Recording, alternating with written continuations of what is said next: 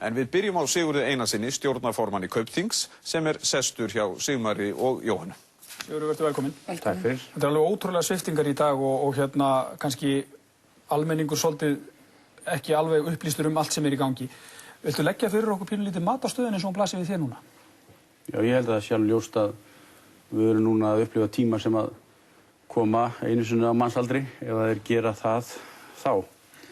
Þetta eru sennilega einhverju verstu tímar svona efnahagslega séð sem að nokkurt okkar hefur lifað og mun nokkuð tíma lifa. Þannig að það nú mat mitt á stöðun núna og þess vegna fagna ég mjög því að það skuli komin inngrip frá ríkisvaldinu inn í þetta umhverfi. Þetta eru gríðarlega róttækar aðgerðir. Var nauðsynlegt að grípa til svona róttækar aðgerða með þá vitneskju sem þú hefur í dag? Já, ég held að það hversu opin, breið lögin eru, hversu víðtæk þau geta orðið, eru svona lýsandi fyrir það að stjórnvöld vilja hafa alla leiðir opnar til að taka á þeim vanda sem að blasir við. Veist þú eitthvað hver verða næstu skref vegna þess að í þessu máli sem verið að ræða núna í þinginu, þar geta öll völd fjármálafyrirtækja færst yfir hendur fjármálaeftirlit sem þið getur með öðrum orðum mist stjórnir á bankanum, hæglega? Já, það heimild til þess í þessu lögum. Ég veit auðvitað ekki nákvæmlega hver næstu skref verða, en ég gerir það fyrir því að fjármálaeftirlitið hugi að því að beita þessum heimildum sem þeir hafa. Nú það komið fram að þið hafið fengið fyrirgreiðslu inn í þessum öllum pakka frá Seðlabankanum. Okkar heimildir segja upp á 500 milljarða, getur þú staðfest það? Ég held að sé nú ekkert inn í þessum pakka. En þetta kemur á sama tíma. Það er alveg hárrétt að við höfum fengið tryggt lán frá Seðlabankanum, þar sem við settum ákveðnar eignir að veði. Og það nú svona partur af þeim viðskiptum sem við eigum við Seðlabankann. Er það þessi upphæð sem við erum að nefna og við höfum heimildir fyrir 500 milljarðar, getur þú staðfest það? Já, ég get nú ekki staðfest nákvæmlega það upphæð, en það há upphæð. Já, eitthvað staðar þar í kring kannski þá það? Ég vil nú ekki vera að fara með tölur. Sérstaklega ekki að því að gengi krónuna breytir svo allt, það getur verið rátt, sko. Já, en það kannski samt alveg full ástæða til þess að rukka þið samt svörði vegna þess að þetta eru náttúrulega þá peningar sem að almenningur í raun og veru að lána bankanum. Já, sko, nú einu sem þannig að Seðlabankinn banki bankana. Kaupþing langstærsti banki landsins. Kaupþing setur að veði mjög trygg erlend verðbréf fyrir þessu láni. Þannig að ég held að það sé nú alveg lágmarks áhætta fyrir almenning og pening almennings að fara í þetta hlutverk. Er það víst bara í ljósi þess hver staðan er? Við vitum ekki hvað gerist í Kaupþing á næstu vikum, það eru bankar að rúlla út allan heim. Það er ekkert víst í þessum heimi, það er alveg hárrétt. Hvers konar veð eru þetta? Þetta eru veð í bréfum, í banka sem við eigum. Af því að nú höfum við heimildir líka fyrir því að það sé megn óánægja með þetta í öðrum fjármálastofnunum hér í kerfinu að þið hefur notið þessari fyrirgreiðslu og Landsbankamenn og ég held Glitnismenn að líka benda á það að þeir hafi getað lagt fram alveg af góð veð. Hvernig réttlætir þú það að þið hafi fengið þessa fyrirgreiðslu en ekki hinir bankarnir? Ég réttlæti það að við höfum fengið þessa fyrirgreiðslu vegna þess að þetta er mjög örugt lán, vegna þess að við stöndum vel og Seðlabankinn örugur með þessa peninga tilbaka. Getur þú alveg sagt það hér kynróðalaust í ljósi ástandis að Seðlabankinn fær þessa peninga tilbaka? Já, ég get sagt það kynróðalaust. Hvernig er staða Kaupþings, bara ef þú kannski útskýrir það aðeins? Staða Kaupþings býsna góð. Hins vegar að því sögðu að þá eru aðstæður þannig að þær breytast alveg ótrúlega hratt. Og það sem var alveg örugt í síðustu viku ekki endilega örugt í þessari viku. En eins og þetta lítur út núna, þá er staða okkar býsna góð. En það verið lokað fyrir lánalínur hjá okkur skilst núna á metraða bara síðustu daga hjá öllum bönkunum og ykkur líka. Það er alveg hárrétt. Eru þið með trygga fjármögnun núna hver langt fram í tíma? Við höfum verið að mæta því með að selja út eignar okkar. Við höfum selt út mjög mikið eignum úr bankanum undanfarna 10 daga og sérstaklega undanfarna viku. Og við munum halda því áfram. Og þannig teljum við að bankinn komist örugglega í gegnum þetta. Já. Hvað getur upplýst okkur næstu skref? Því að nú náttúrulega hafið þið verið á fundum með yfirvöldum eins og reynda fulltrúar annarra banka. Hvað gerist á morgun þegar það opnar? Verður Kaupþing starfandi í sömu mynd og við þekkjum í dag? Verður Landsbanki starfandi í sömu mynd og við þekkjum í dag? Ég get svarað fyrir hönd Kaupþings. Það verður starfandi á morgun í þeirri mynd sem það er í dag. Ég get ekki svarað fyrir aðra banka, sjálfsögðu ekki. Nei, en þú getur ekki reynda að meta stöðuna í því ljósi sem að já, þú ert svona mjög, hvað ég segi, innvolveraður, ég má sletta inn í þessi málefnsumul og þekkir til aðstæðna markaði.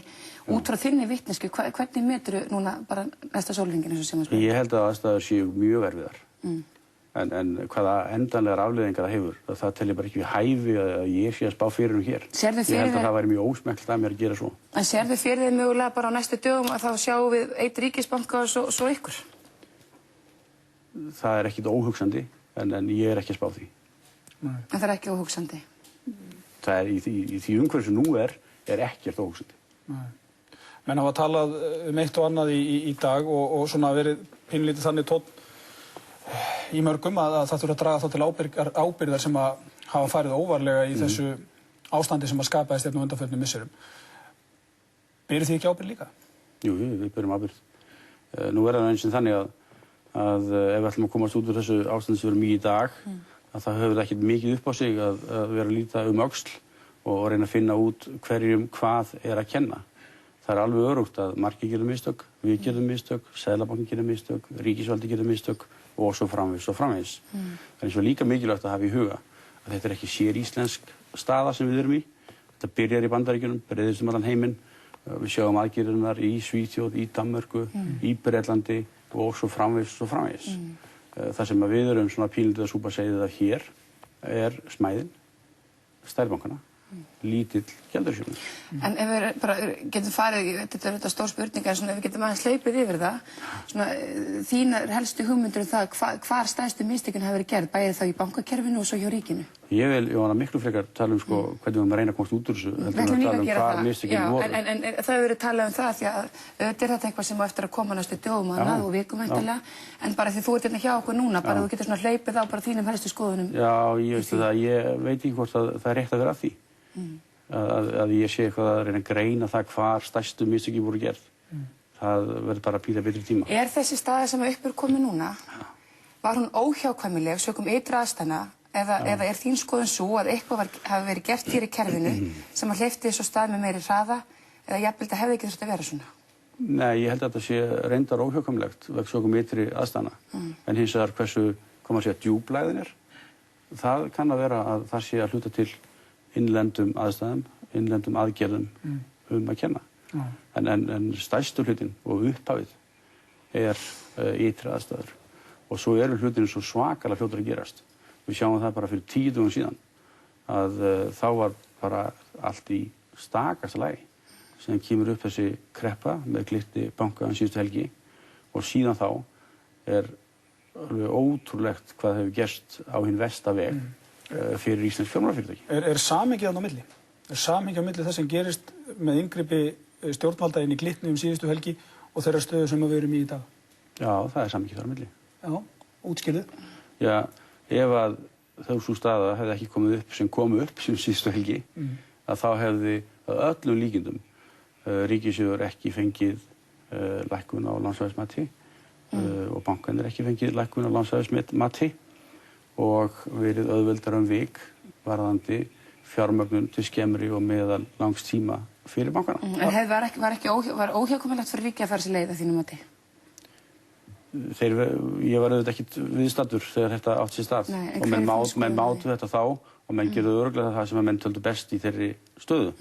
Ég til hins vegar mjög varhugavert að fara þessa leið, að ríkið fari og taki eignarhald á 75% í Glitni banka og ég bara alveg vona það og trúi því statt og stöðugt að það verði ekki niðurstaðan. En ekki pínlítið ósamræmi í því sem þú segir varðandi Glitni og þess að þú ert að fagna þessum víðtæku valdheimildum sem að ríkisvaldið býr yfir í dag sem einmitt náttúrulega gengur út á það að þeir geta tekið yfir heilu fjármálastofnunar þar á meðal þína?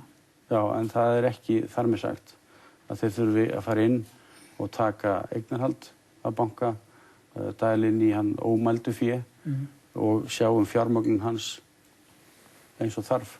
Sem ég tel að þurfi, ef þeir ætla að gera þessa aðgerð með Glitni banka eins og leit út allavega síðustu helgi. En þessi aðgerð afturkræfa þínu mati? Sérðu fyrir þér að þeir getu dregið sig út úr þessum pakka, ef við getum kallað það svo? Það tel ég tvímælalaust. Ég tel að það séu allt aðrar aðstæður núna heldur en voru síðustu helgi. Að það sé algjör forsendu brestur með að við þær aðstæður sem menn fóru inn í Glitni síðustu helgi með það sem nú er. Það hefur komið afkomuviðvörun frá bankanum, lausafjár umhverfið er miklu erfiðara heldur en var þá og svo framvegis. En ertu þá að segja að telur þau í rauninni bara ríki muni draga sig út úr þessu? Nú veit ég ekkert það. Nei. Þetta er bara mitt álit. Að ríkið eigi að draga sig út úr þessu? Þetta er dýrasta lausn fyrir almenning í landinu sem hægt er að hugsa sér. Já. Finnst þér svona útskýrðu fyrir okkur, af hverju er svona rosalega mikill munur á því að koma inn sem stór hluthafi þannig að almenningur allur eigi part, frekar heldur en að taka áhættuna af því að lána gagnvart einhverjum veðum sem að mögulega eru seljanlega og illa fyrir vegna þess að ástandið er að breytast af frá degi? Akkúrat. Það sem ég er óskum einfaldlega að segja varðandi þessa stöðu með þennan ágæta banka Glitni og nú er þetta mein illa að vera að tala svona einn samkynsaðalum okkar en ég held að það sé bara nauðsynlegt í þessu tilviki. Þarna er verið að tala um að setja inn peninga fyrir 84 milljarða inn í bankan. Það er komið inn alveg reisa afkomu viðurum frá bankanum. Þeir eru búin að kaupa 10 milljarða af bréfum út úr sínum eigin sjóðum sem að lenda bankanum í tjóni þar með. Þannig að mikla líkur eru á því að á degi 1 þegar þessir 84 milljarðar verið lagðar inn í það banka þá séu það sko einfaldlega tapaðar. Slíkt er ekki ef að þú ert með trygg veð fyrir þínum útlán. Þess vegna er mikill munur á þessu. Já, en ef þið eruð að fá þetta risalán frá Seðlabankanum og ástandið á Kaupþingi, þó að þú segir að bankinn standi vel, er miklu verra núna heldur það var á föstudaginn í síðustu viku, þá hlýtur að vera nákvæmlega sama röksemd sem gildir fyrir því að þið eigið ekki að fá lán. Nei, það er alls ekki sama röksemd fyrir því. Það byggir algjörlega á því hvort að útlán eru tryggð samkvæmt þeim reglum sem það er að lúta og samkvæmt svona bestu manna mati eða ekki. Við förum aðeins yfir í krónuna. Því að staða krónunar er svo sem ekkert skárri heldur nú var fyrir þennan aðgerðapakka. Mögulega kemur kannski ljós á morgun þegar markaðir opna hvernig markaðir bregðast við.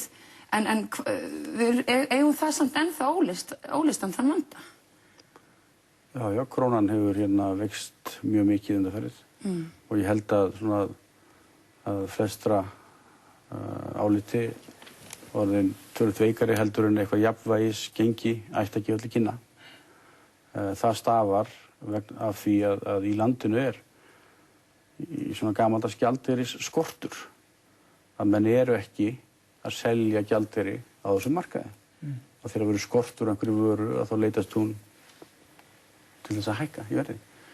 Það er nú svona í einföldastu mynd þess vegna sem ég held að vísitölu krónunnar hafi hækkað svona mikið og þar með gengið lækkað svona mikið. Til hvað aðgerð þarf að grípa núna til þess að koma krónunni í eitthvað horf?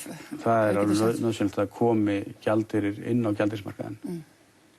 Annars lækkar vísitölan ekki. Hvað þurfum við mikið gjaldeyri á gjaldeyrismarkaðinn til þess að skapa þetta traust sem að... Það er alveg útilokað að segja til einhverja endanleg upphæð, en það þarf tölur stór upphæð. Já, en hérna, hvaða hagsmuni höfðu þið að leiðarljósi í þessum viðræðum öllum helgina? Þar sem að bankamenn og keppinautar settust á rökstóla og reynda að finna út einhverja lausn. Voru það að hugsa bara hag hag Kaupþings segi ég, eða hag landsmanna allra, vegna þess að maður hefur heyrt svolítið þá gagnrýni innan á bankakerfinu að þegar við kannski svolítið verið fastir í ykkar? Nei, það held ég reyndar ekki sé alveg sanngjarnt. Við vorum með svona ákveðna tillögur. Já, hverjar voru þær? Sem að beindust að því að tryggja stöðu leika á fjármálamarkaðnum, sem beindust að því að styrkja gengi krónunnar, sem beindust að því að unnt væri að lækka vexti.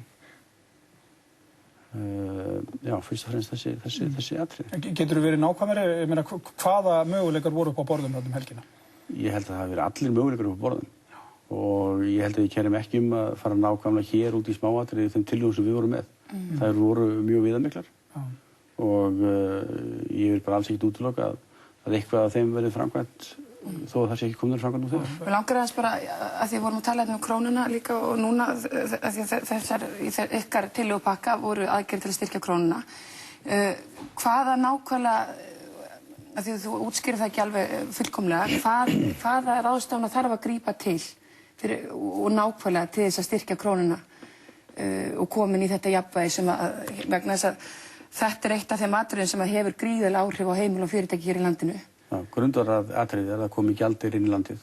Þú sagðir það áðan. Já, það svona aðalatriðið í þessu. Og við höfum reyndar að tala líka að svo háir vextir eins og haldið upp í landinu í dag, að þeir séu ekki til bóta á gjaldeyrismarkaði og heldur ekki til bóta hvað varðar verðbólgumarkmið Seðlabankans. Sérðu vaxtalækkun bara í spilunum nú á fljótlega? Já, ég sé það. Á hverju byggir það? Ég byggi það á því að einkaneysla í landinu hefur snarminnkað.